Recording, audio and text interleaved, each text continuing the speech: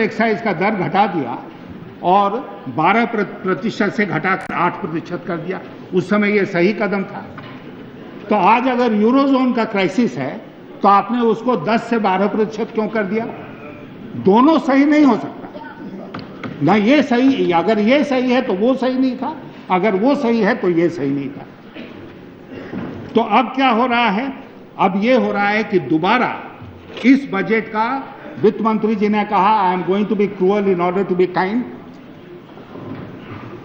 इस बजट का नतीजा ये हुआ है कि इन्होंने 42,000 करोड़ रुपया ये टैक्स में उठाने जा रहे हैं। उसके साथ आप रेलवे बजट का जो बोझ है, खास करके फ्रेट रेट है, उसको जोड़ दीजिए तो आप पाएंगे कि इन सब का सीधा असर पड़ेगा मुद्रास्फीति के ऊपर। अर्थशास्त्र का कोई नियम नहीं है कि जो ये कहता है कि आप घाटा बढ़ाते जाओ और उसका असर नहीं पड़ेगा। तो उसका असर पड़ेगा मुद्रास्फीति पर। मुद्रास्फीति फिर तेजी से आगे बढ़ेगी। और इन्फ्लेशन के बारे में कहा गया है ना मैडम, इन्फ्लेशन के बारे में कहा गया है कि it is the worst form of taxation, it is taxation without legislation. यहां आने की जरूरत नहीं है सरकार को कि मुद्रास्फीति बढ़ गई है इसलिए हम तुम्हारी मंजूरी चाहते हैं। सदन की बिना मंजूरी के ये टैक्स सरकार वसूल करती है। तो फिर we are back to that vicious cycle of rising inflation because of government deficit, उसके बाद interest rate hike, lack of investment, impact of growth rate. और मैं वित्त मंत्री से आपके माध्यम से कहना चाहता हूं कि आपके बजट ने इस विशद साइकिल को, इस चक्रव्यूह को तोड़ने के लिए कुछ नहीं किया। अगर मैं आज यहां खड़े होकर दावा करूं कि जब हम लोग सरकार में थे तो हमने इस चक्रव्यूह को तोड़ दिया, और आप बैठे यहां पर जो लोग हाँ वो कर रहे हैं उनको मैं कहना चाहता हूं कि आप इसको स्वीकार करें या मत करें, आप इसको स्वीकार करें, लेकिन दुनिया इस बात को मानती है कि हम लोगों के समय में महंगाई नहीं थी, हम लोगों के समय में इंटरेस्ट रेट को हम लोगों ने सॉफन किया। और अभी आई हैं यहां पर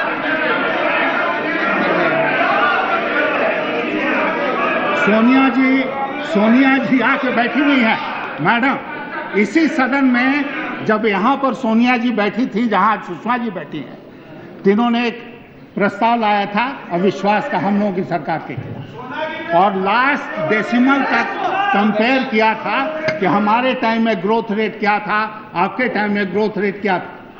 मैं कहना चाहता हूं एक आइटम, सिर्फ आप एक आंकड़ा कंपेयर कीजिए कि हमारे टाइम में महंगाई कितनी थी और आपके टाइम में महंगाई कितनी, सिर्फ एक। और आप बैठ जाइए, हरि पाठक जी बैठिए, आप लोग शांत, आप बैठिए, जगदम्बिका पाल जी बैठिए, आप भी बैठिए, आप बैठिए, नहीं शांत हो जाए, शांत, आप भी शांत हो जाए, आप बोलिए। फिर आप क्यों खड़े हो जा रहे हैं? ये क्या हो रहा है?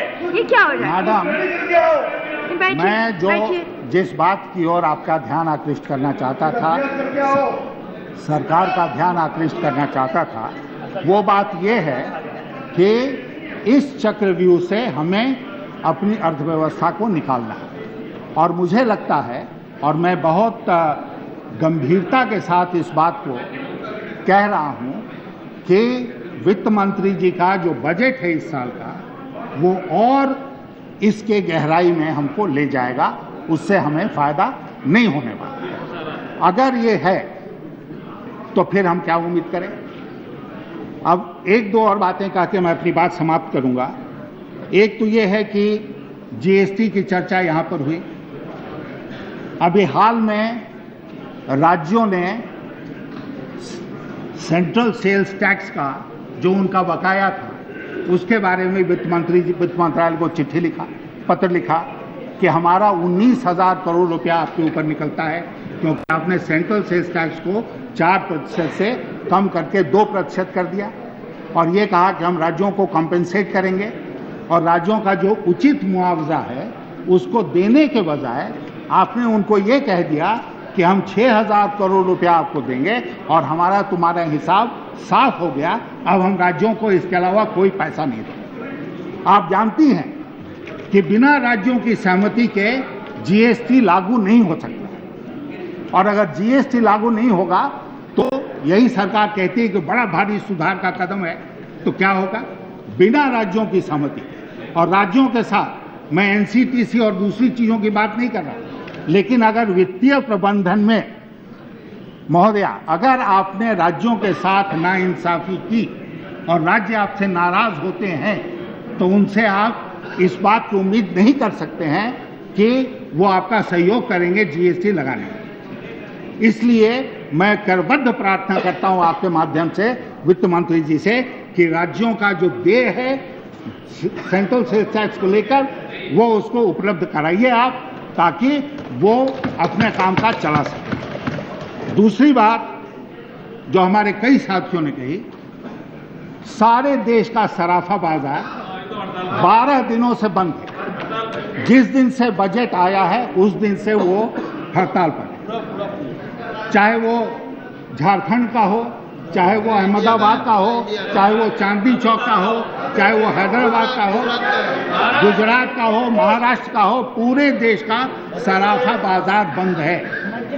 और टैक्स लगाने का कुछ अनुभव अगर हमें है तो मैं उस अनुभव के आधार पर कह सकता हूं कि इन छोटी छोटी सराफा की दुकानों पर टैक्स लगाकर आपको कुछ मिलने वाला नहीं है। सिर्फ यही होगा कि आपके पदाधिकारी जाएंगे, उन लोगों को परेशान करेंगे और उसके बाद जो करप्शन का, भ्रष्टाचार का आलम है उससे हम सब परिचित हैं, उसी को बढ़ावा मिलेगा, कोई टैक्स आपको मिलने वाला नहीं है। इसलिए मैं वित्त मंत्री जी से आग्रह करना चाहता हूं कि आप कृपया ये जो टैक्स आपने लगाया है उस टैक्स को आप अभी जब उठेंगे जवाब देने के लिए आप फाइनेंस बिल का इंतजार मत कीजिए, आप यहीं पर घोषणा कीजिए कि आपने सराफा के ऊपर जो टैक्स लगाया है उसको आप वापस ले रहे हैं, ताकि उन लाखों लोगों को रिलीफ मिल सके जो लोग आज हड़ताल पर हैं और जिनकी रोजी रोटी उनसे छिन गई है। उन लोगों का मैं आपसे पुरजोर सिफारिश करता हूं कि आप उनको पहुंचाएं। ये मैं एक अंतिम बात और कहना चाहता हूं कि फिर क्रूएल्टी और काइंडनेस की बात, कि आपने तो लोगों के जेब पर डाका डाला, 41,000 करोड़ रुपया उसमें से निकाल दिया, लेकिन आपने सरकार के खर्च को काटने के लिए क्या, कम करने के लिए क्या किया? Where is your expenditure management? और मैं कहना चाहता हूं महोदया बहुत जोर देकर इस बात कि सरकार ने, वित्त मंत्री जी ने नहीं कहा कि मंत्रियों के विदेश जाने पर हम रोक लगा रहे हैं, उन्होंने नहीं कहा बड़े सरकारी पदाधिकारियों के विदेश जाने पर हम रोक लगा रहे हैं, उन्होंने नहीं कहा हम जो ट्रैवलिंग अलाउंस है उसमें ये कटौती कर रहे हैं, उन्होंने नहीं कहा अपने मंत्रालयों को कि कागज के दोनों तरफ टाइप करो, उन्होंने नहीं कहा किसी चीज के बारे में, पेट्रोल का, डीजल का जो ये है, ऑस्टेरिटी के बारे में इनके बजट स्पीच में एक शब्द नहीं है। देश को आप कहते हैं कि बेल्ट बांध के तैयार हो जाओ, टर्बुलेंट वेदर आ रहा है, तो पहले तो आप अपना बेल्ट बांधो। आप अपना बेल्ट नहीं बांधेंगे, आप कहेंगे सरकार का बिजनेस एज यूजुअल, तो देश की बात, जनता आपकी बात क्यों मानेगी? अभी यहां बैठे हैं जायसवाल साहब, कानपुर में बोल के आए हैं कि जैसे मच्छर चूसता है ना खून, उसी तरह आप खून चूस रहे हैं लोग। ये खुद का क्या कानपुर में बयान देकर आए हैं कि मच्छर की तरह आप खून चूस रहे हैं। अरे आपका सब अखबार में छप गया है, आप क्या बात सब आपने जो बोला है यशवंत सिन्हा जी, तो इसीलिए समाप्त करिए। बहुत सारी बातें थी, लेकिन संक्षेप में मैं ये कह रहा हूं, देश के साथ न्याय कीजिए, देश की जनता के साथ इंसाफ कीजिए, और ये जो आपने एक भयानक क्रूर रूप दिखाया है, क्रूर रूप, आपका जो क्रूएल चेहरा है वित्त मंत्री जी, वो नहीं जचता है, क्योंकि आपका मुस्कुराता हुआ चेहरा ही अच्छा लगता है। इसलिए मैं आपसे कहना चाहूंगा, कृपया मुस्कुराइए, देश की जनता को राहत पहुंचाइए। देश की जनता आपका नाम लेगी और कोई इस सरकार में नहीं बचा जिसमें देश की जनता को थोड़ा भी विश्वास है। अगर किसी में है तो आप में है, उसको मेंटेन करते हैं।